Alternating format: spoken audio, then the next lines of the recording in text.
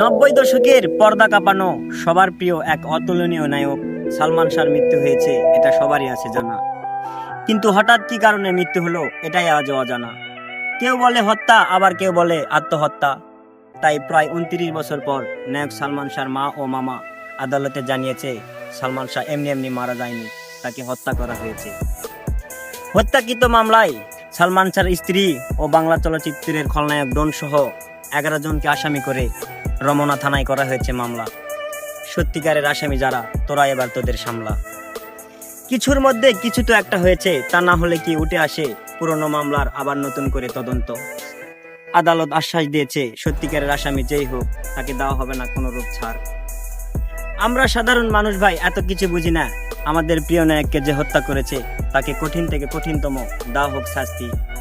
সকল সালমান শাহ ভক্তদের এটাই প্রাপ্তি।